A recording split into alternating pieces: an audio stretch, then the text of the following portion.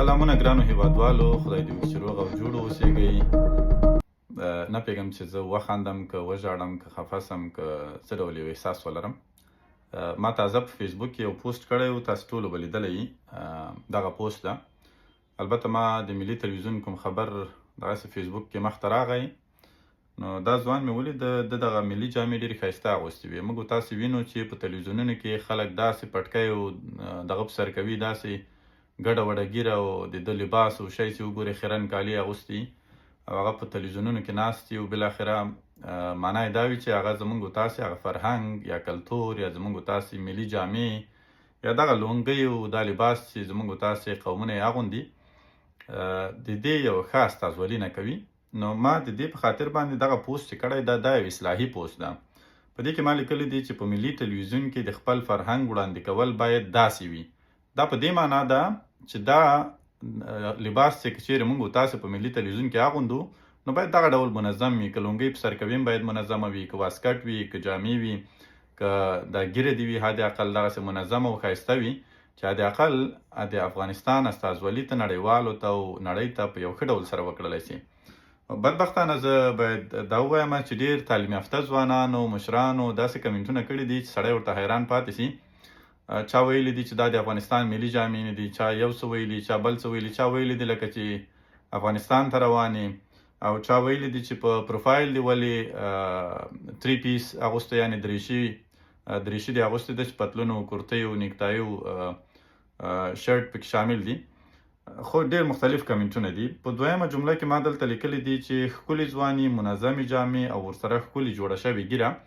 دا په دې معنا چې زما دغه پوسټ یو اصلاحي بڼه لري. اوس موږ تاسې پوهیږو چې د افغانستان اوسني حاکمان دریشي نه پرېږدي په ملي تلویزیون کې، خاصتا په ملي تلویزیون کې دوی دریشي ته اجازه نه ورکوي چې څوک دریشي واغوندي او هغه خبرونه ووایي. نو کله چې دریشي نه پرېږدي بیا د تاسې له نظره تاسې راته ووایئ، په کمنټونو کې دلته راته ولیکئ. ستاسې له نظره دا به ډېره ښه وي چې یو خیرن پیرن سړی پکې ناست وي او پټکی یې په سر وي، پټکی یې هم ګډوډ په سر وي، ګیره یې هم ګډه وډه وي، چهره یې هم داسې چهره وي چې هغه رسنیزه چهره نه وي. طبیعي خبره ده چې کله د تلویزیون پردې ته تاسې یو څوک انتخابوئ، هغه کار اهلي کار ته چې سړی وایي په تلویزیون کې خو بیا د نور لیاقت او د نور جرأت او د ژورنالیستیکي اخلاقو د استعداد ترڅنګ دغه چهره هم خپل یو رول لوبوي. نو تاسې فکر وکړئ چې دغسې یو ګډوډ سړی هلته راسي، د افغانستان جامې نړۍ ته داسې وښیي چې تم پرې شرمېږئ، زه هم پرې شرمېږم، او که نه دغسې یو منظم ځوان چې لباس یې ډېر منظم اغوستی وي دا راڅرګند چې په تلویزیون کې ته به کوم ډول احساس کوي. دریشي خو که پرېږدي خو لا ښه خبره ده. په دې خو تاسې ټول پوهېږئ چې زه خپله دریشي اغوندم. زما خپله د رسمیاتو لپاره هغه تر ټولو ښه لباس چې زه شخصا ګڼم هغه دریشي ده. دریشي په دې خاطر ده چې یو خو کوت کېږي نه، که په دفتر کې که په هر ځای کې، بل ډېر په اسانه باندې ایستل کېږي او اغوستل کېږي، او سړی د کار په وخت کې ډېر ځان راحته ورسره احساسوي. نظر دې ته چې ته له واسکټ او څادر او لونګۍ او نورو لباسونو سره ځان احساس کړې، یعنې ځان راحته احساس کړې، له دریشي سره سړی ډېر ځان راحته احساسوي.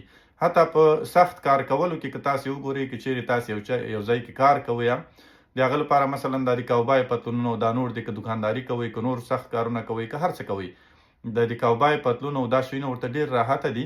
نظر دې ته چې ته د وطني جامې واغوندې، ځکه چې وطني جامې کوت کېږي او دغه کېږي، ولې کاوبای پتلون او دا نور پتلونونه دا بیا سړی دومره نه ځوروي. طبیعي خبره ده چې زموږ تاسې خپلې جامې ملي جامې چې دي موږ تاسې چې په وطن کې اغوندو، په رسم و رواجونو کې اغوندو، نو هغه خپل ارزښت لري، د هغه ارزښت نه ورکېږي. زما دا پوسټ مقصد اصلاحي بڼه لري. بیا هم درته وایم که څوک په معنا نه یې پوه شوي په دې پوه شئ. اول ته مې ډېر واضح په درېیمه جمله کې ورسره لیکلي دي. له زړه وایم چې زما د دغه نطاق لباس او سټایل ډېر خوښ ده، ځکه چې منظم و. ما ځینې نور نطاقان لیدلي و، د هغو نومونه یادول او یا د هغو عکس ښودل زه لازم نه ګڼم، نزاکتا هم ښه نه ده، د چا شخصیت وژنه باید ونه کړو. خو په غیر مستقیم ډول هغوی هم که دا ویډیو ویني باید ځانونه پوه کړي چې که چیرې دوی لونګۍ اغوندي یا پر دوی باندې هلته فشار واردېږي چې ته باید لونګۍ پر سر کې ملي جامې یا د افغانستان جامې واغوندي، نو وادي غوندي خو په دې شکل سره د منظم شي چې حد اقل هغه د وطن استازولي سمه وکړي. ځکه دا تلویزیونونه داسې نه دي چې یوازې دی یا د ده کورنۍ هلته ګوري او نور هېڅوک نه ګوري. دا ټول افغانان ګوري، نړۍ ګوري. دا ویډیوګانې چې فیسبوک ته پورته کېږي دا ټوله نړۍ ګوري. کله چې نړۍ یو څه ګوري نو دا په دې معنا ده چې موږ نړۍ ته خپل فرهنګ په دې شکل وړاندې کوو چې هغه د خندا وړ وي. ولې که په دې شکل یې تاسې وړاندې کوئ دا د خندا وړ نه ده. زه شخصا په دې ځوان باندې ویاړم، ډېر ښایسته لباس یې اغوستی ده او زما خوښ شه. بیا مې په آخري جمله کې ورسره لیکلي دي دا ډول لباس که رسمي هم شي نو بیا خوند کوي. د دې معنا دا ده یعنې که چیرې دوی په ملي تلویزیون کې په رسمي ډول باندې دوی ته وایي چې تاسې باید دا ډول لباس واغوندئ او په رسمي کوي نو دا ډول لباس په تلویزیون کې بیا رسمي کېږي بیا دومره مشکل نه جوړوي، ځکه هغه شوشای د چا خبره سټایل او انداز او دغه ښایسته دي، سړی پرې شرمېږي نه. زه شخصا په دې لباس نه شرمېږم، دا که په خارج کې د هر هېواد خلک یې وګوري زه پرې نه شرمېږم او دا د افغانستان لباس ده او کلتور مو ده. بیا په ځانګړي ډول د موږ د خلکو خو همدغه لباس ده. که تاسې پکتیا کې وګورئ، خوست کې وګورئ، ځینې نورو ولایتونو کې وګورئ، صحیح ده چې مثلا ځینې خلک دي چې زیړ پټکي په سره وي، ځینې مختلف پټکي په سره وي. ولې د رسمیاتو په برخه کې بیا دا ډول سنګین پټکی په سره ول زه فکر کوم دا ډېر ښه ده که چیرې رسمي سي البته. ولې که چیرې فرض کوئ زه د افغانستان مشر اوسېږم یا د کلتور او د فرهنګ او د دې چارو مسؤل اوسېږم، ما بیا هم درته ویلې که چیرې د لباس د رسمیت صلاحیت ما ته راکړلی سي زه به بیا هم همدغه ډول رسمي لباس چې هغه دغه دریشي او دا شیونه دي شخصا زه به دا انتخابوم او دا به خلکو ته وایم چې تاسې دا واغوندئ. زه د ځان لپاره هم د نورو لپاره هم دغه ډول رسمي لباس خوښوم، زما خوښیږي خپل ملي لباس ته هم ډېر ارزښت ورکوم، راباندې ګران ده، خوند هم راکوي. خو په وطن کې د باندې له وطنه زه دا لباس د افغانستان لباس که واغوندم څوک ورته ارزښت هم نه ورکوي او هغه ارزښت د دې په ځای چې ډېر سي بدبختانه راکمیږي. نو فلهذا که چیرې صلاحیت له ما سره وای ما درته ویل چې زما انتخاب دا ده. ولې دا چې دا اوسني حاکمان هلته دریشي ته اجازه نه ورکوي نو که یې اغوندي واسکټ اغوندي لونګۍ اغوندي او دغه رقم جامې اغوندي نو بیا د منظمې واغوندي چې حد اقل مونږ یې په لیدو باندې ونه شرمېږو او بالاخره د ویاړ احساس پرې وکړو. نو په همدې خاطر باندې په دې پوسټ سره زما په دې پوسټ سره البته دغه ځوان هم تشویق سوی و یو څه که څه هم د ډېرو خلکو نیوکې پرې سوي وي چې نه دا باید داسې سي داسې سي. ما نه دي ویلي چې دا لباس چې رسمي سي دا باید په ټولو باندې جبري سي، نه، هیڅ ډول لباس هیڅ حکم په چا باندې جبري کولی نه سي. د هر چا خپل کار ده، عامو خلکو خپل کار ده چې هر ډول لباس دوی اغوندي هغه خپل کار ده، څنګه سهولت وي ورته څنګه راحته وي پکې همغه لباس دی اغوندي.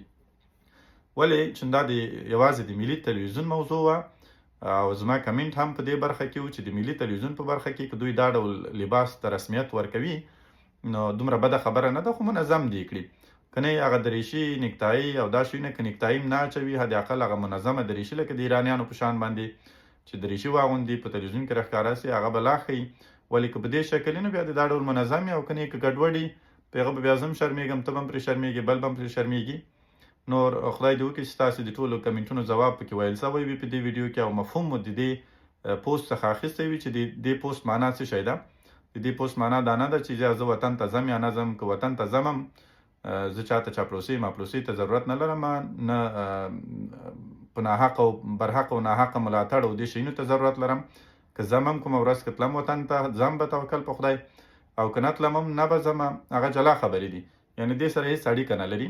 او بل دا چې دلته په دې معنا دا هم نه ده چې خدای مه کړه موږ د افغانستان نورو فرهنګونو ته سپکاوی یا توهین کړی اوسي، نه، ټول د افغانستان ټول فرهنګونه زه شخصا په همدې باور یم د ټولنې د اصلاح لپاره چې ما مبارزه شروع کړې. زه پوهېږم په دې کې به کله تعلیم یافته خلک موږ ته بد ورد وایي، کله به بې تعلیمه راته بد ورد وایي، تر هغې چې د دوی ذهنونه خلاصي. موږ تاسې په ټولنه کې دا دواړه طبقې باید د اصلاح طرف ته راوغواړو، هم تعلیم یافته او هم بې تعلیمه خلک. له ځان نه دا کار زه شروع کوم په ټولنه کې هم تطبیقوو او تل به مو کوښښ دا وي چې زموږ ټولنه یوې ښې خواته رهبري کړو، له بې اتفاقۍ او له نفاق څخه یې لرې وساتو، خپلو فرهنګونو ته ارزښت ورکړي، خپل دین خپل وطن او خپل ولسونو ته ارزښت ورکړي، پردي پاله ونه اوسېږي بلکې هغه خپل خلک ورته تر هر څه مهم اوسېږي. یوه نړۍ مننه. الله تعالی دې تاسې ټول راته آباد او خوشحاله لري. الله تعالی دې موږ تاسې ټول په سمه لاره برابر لري. په الله تعالی مو سپارم. خوشحاله اوسئ.